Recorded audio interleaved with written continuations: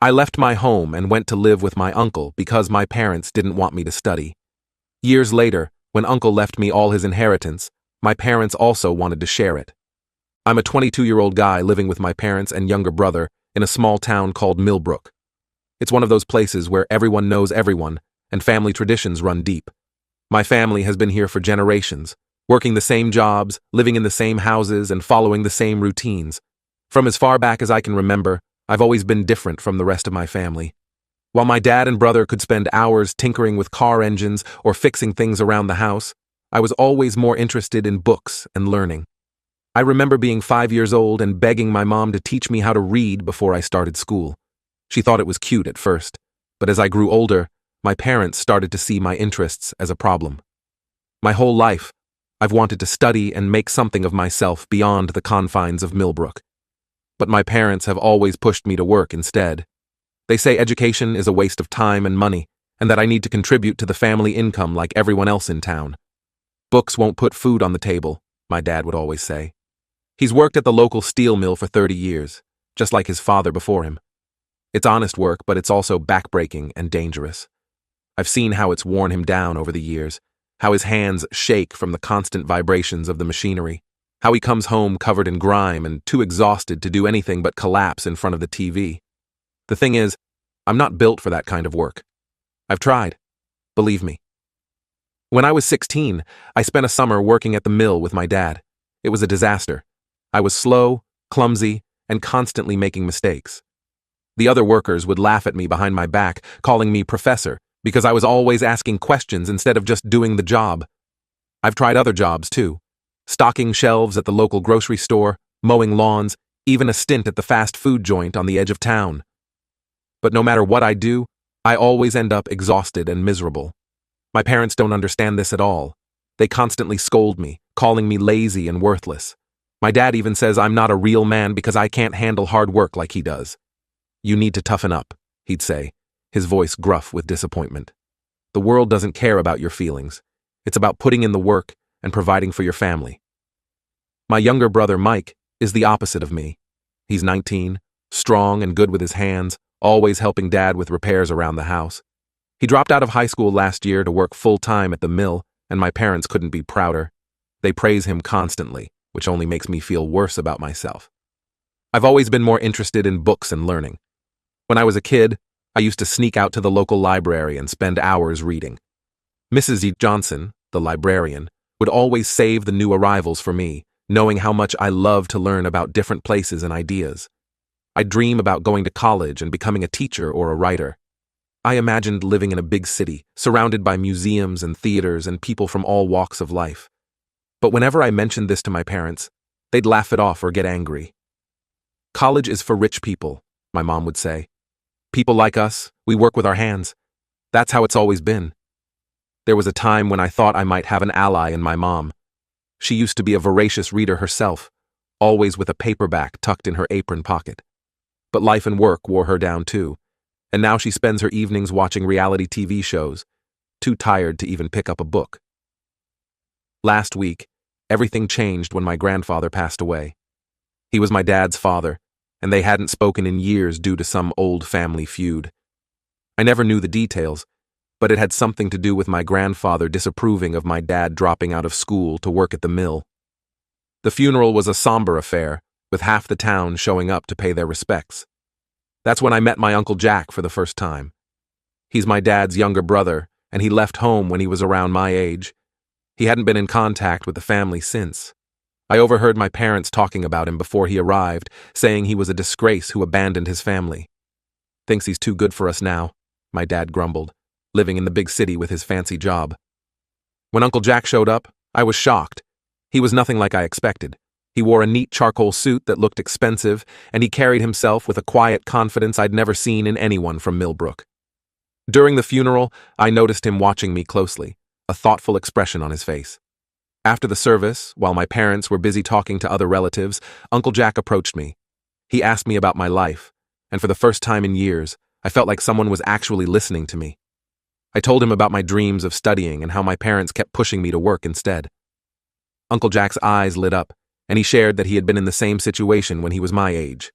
His parents, my grandparents, had tried to force him to work in the family business, but he wanted to study. So one day, he packed his bags and left for the city. He told me how he put himself through college, working part-time jobs to pay for his education.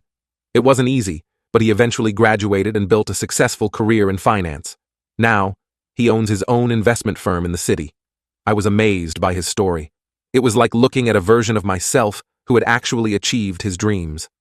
Uncle Jack must have seen something in me because he made me an offer that would change my life. He invited me to come live with him in the city. He said he'd help me enroll in college and support me while I studied. I couldn't believe it. It was everything I'd ever wanted. When I told my parents about Uncle Jack's offer, all hell broke loose. They accused him of trying to steal me away and turn me against them. My dad called Uncle Jack all sorts of names, saying he was selfish and had abandoned the family.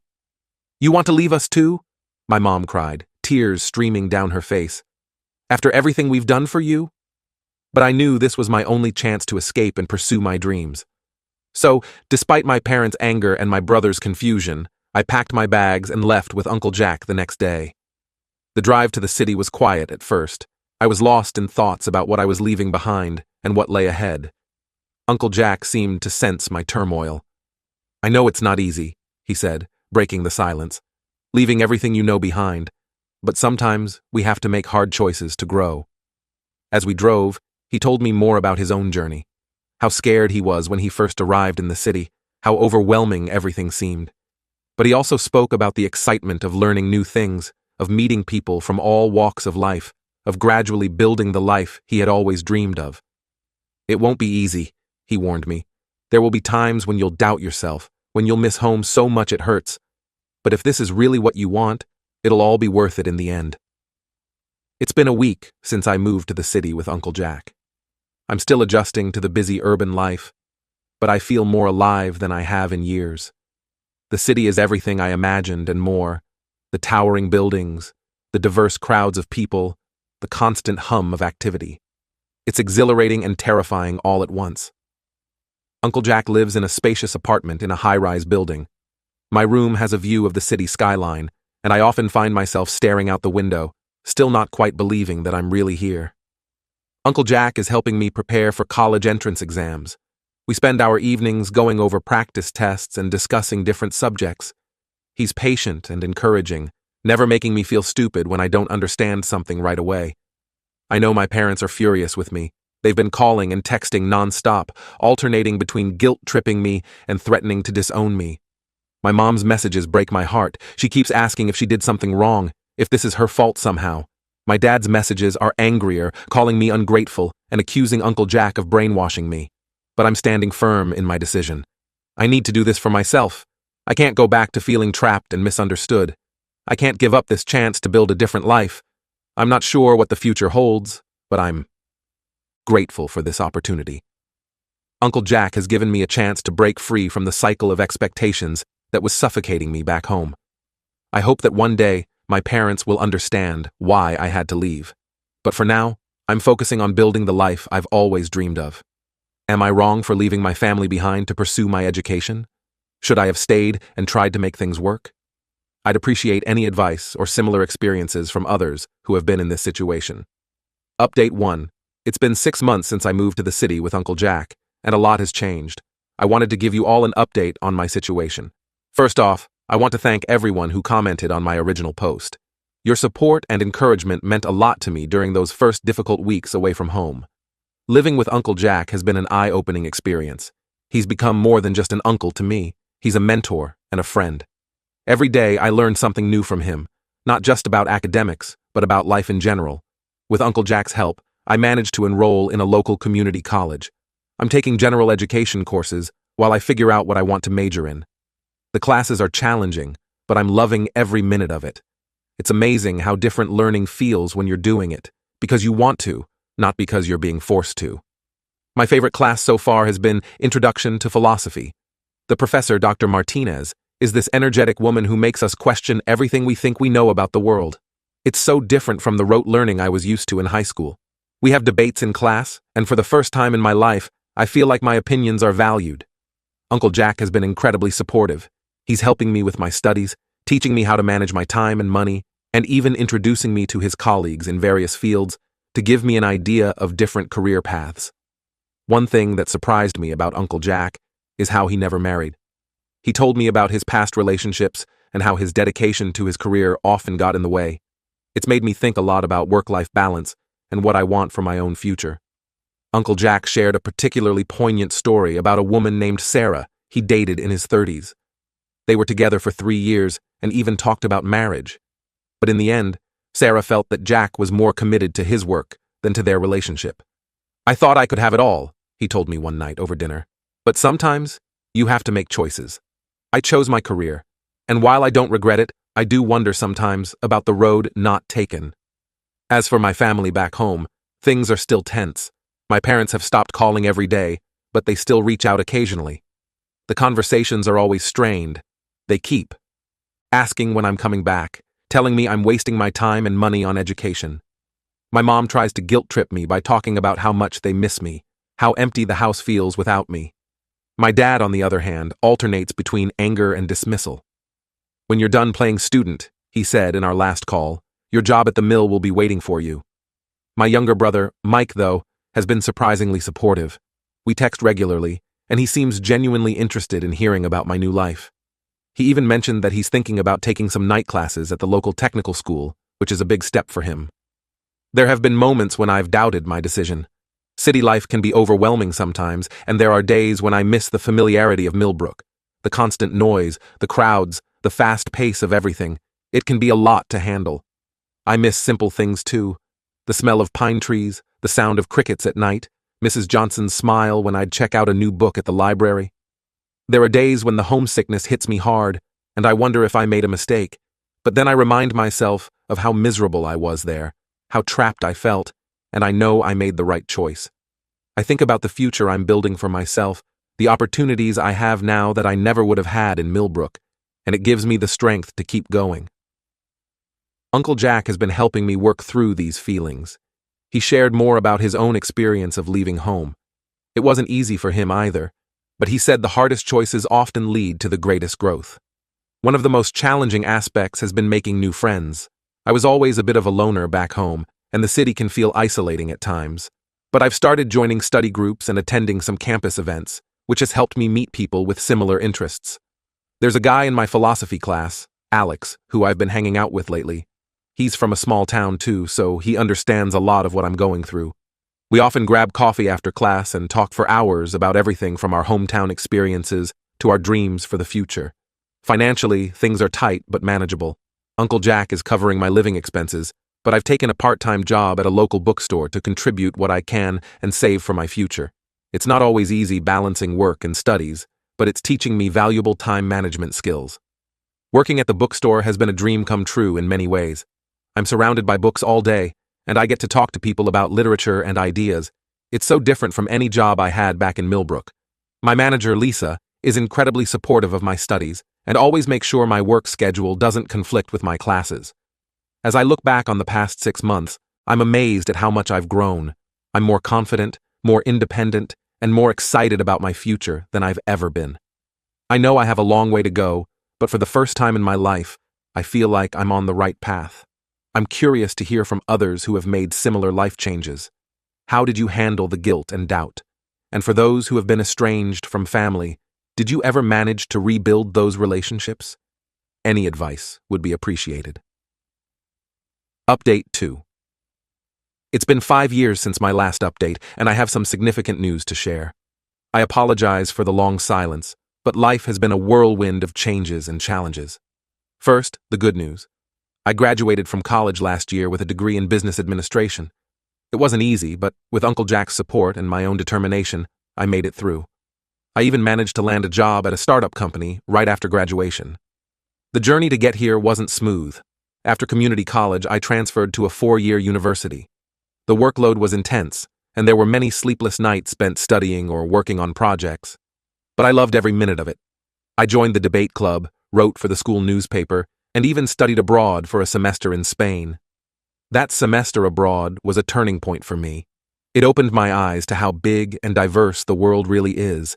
I made friends from all over the globe, tried new foods, learned bits of new languages. It made me realize how limited my worldview had been growing up in Millbrook. Uncle Jack was there at my graduation ceremony, beaming with pride. It meant the world to me to have him there, especially since my parents refused to attend. They still hadn't accepted my choice to pursue education, even after all these years. I invited them, of course. I even offered to pay for their travel expenses. But my dad refused outright, saying he wouldn't celebrate me wasting years of my life on useless knowledge. My mom was softer about it, but she still didn't come. She sent a card, at least. It was something. Now, for the difficult part of this update. 2 months ago, Uncle Jack passed away unexpectedly from a heart attack. It was a shock to all of us, and I'm still struggling to come to terms with the loss. Uncle Jack wasn't just my uncle. He was my mentor, my supporter, and in many ways the father figure I never had. The last conversation I had with Uncle Jack keeps replaying in my mind. We had dinner together to celebrate my new job. He was so proud, kept saying how he knew I had it in me all along. "You've come so far," he said, his eyes twinkling. "But remember, this is just the beginning. Keep learning, keep growing. The world is full of opportunities for those who aren't afraid to seize them." I never imagined it would be the last time I'd see him. The next morning, his housekeeper found him in his study. The doctors said it was quick, that he probably didn't suffer. But that's little consolation when I think about all the things left unsaid, all the advice I can no longer seek from him. In the wake of his passing, I discovered that Uncle Jack had left me everything in his will. His house, his savings, his investment firm, all of it was now mine. I was stunned by his generosity and the responsibility that came with it. When I called my parents to inform them about Uncle Jack's passing, their reaction was not what I expected. Instead of expressing condolences, they immediately started asking about the inheritance. They wanted to know how much money Uncle Jack had left, and insisted that, as his family, they were entitled to a share. I was shocked by their greed. These were the same people who had cut ties with Uncle Jack years ago, who had criticized his choices and called him selfish. Now that he was gone and had left behind a substantial estate, they suddenly wanted to claim a part of it. My dad's voice was gruff on the phone, with an undercurrent of excitement I'd never heard before. "So, how much did the old man leave behind? Must be quite a fortune, eh? We're family too, you know. We deserve a share of it." My mom chimed in, her tone syrupy sweet, so different from the cold silence she'd maintained for years whenever Uncle Jack was mentioned. "Sweetie, you know we've always loved you. We're so proud of what you've accomplished. Don't you think it would be nice to share this blessing with your family?" Their words made me feel sick.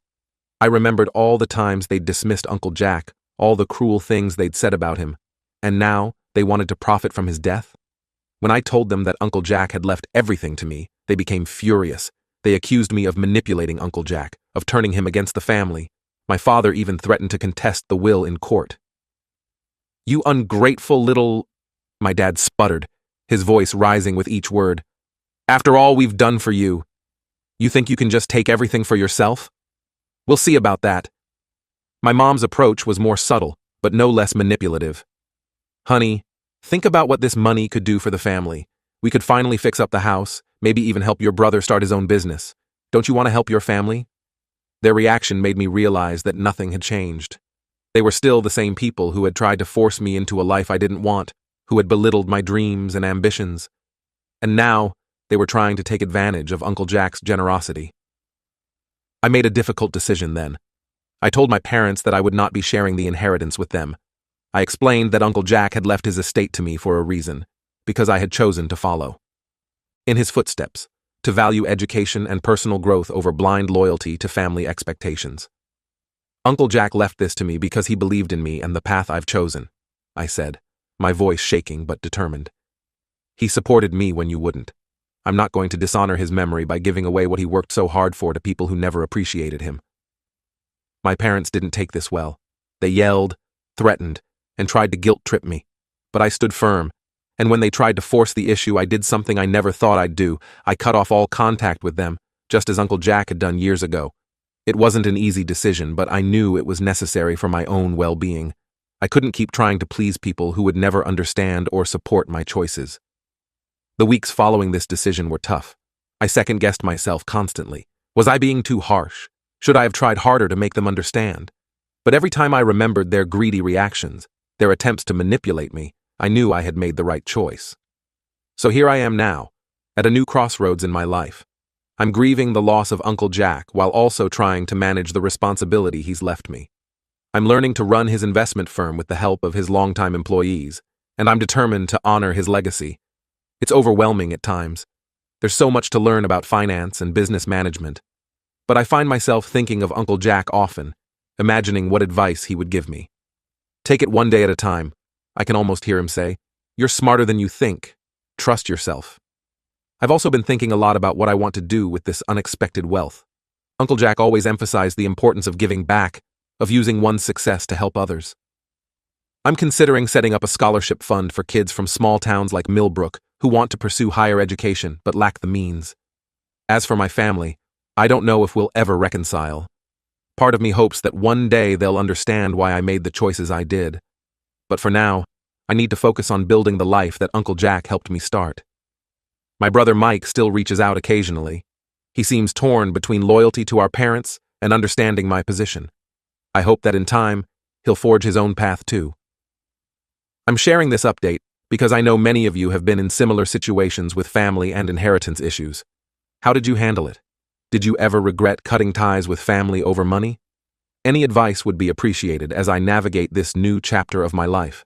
Life is full of unexpected turns, and I never imagined I'd be in this position. But I'm grateful for the opportunities I've been given, and I'm determined to make the most of them. Uncle Jack believed in me, and I won't let him down.